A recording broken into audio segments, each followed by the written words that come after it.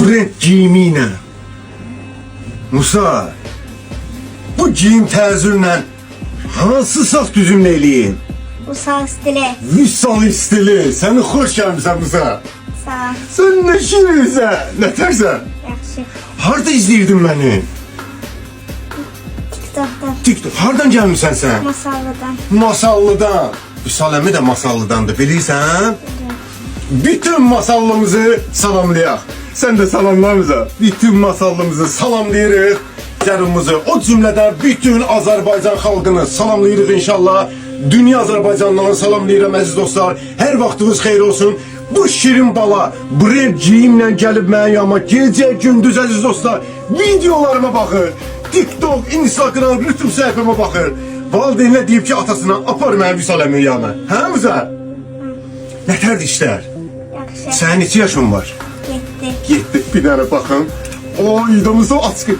Sən açqın verərsən mənə? Sağ ol, sən həvə qurban. Ürəyə genişdir əziz dostlar. Ürəyə baxın.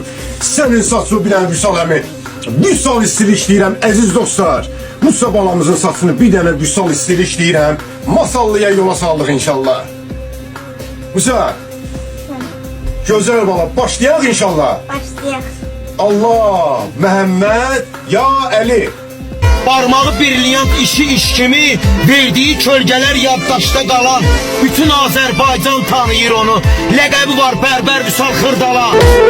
Kainatta yoktu senin okşan. Gecenin sultanı, zulmetin şamı. Dağlarda zerredir senin yanında. Suskun her zaman sirleri koru. Zamanla danışma, zaman xəstədir. Onsuz da yüreğim dar qəfəsdədir.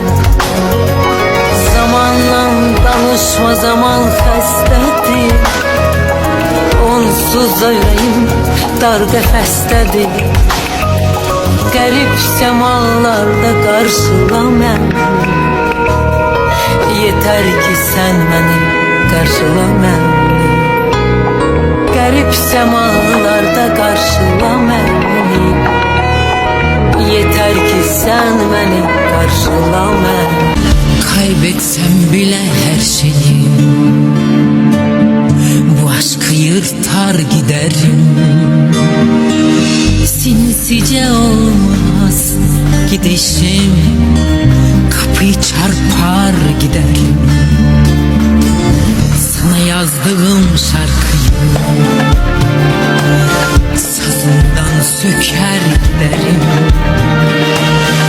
Ben ağlayamam bilirsin, yüzümü döker giderim. Köpeklerimden, kuşumdan,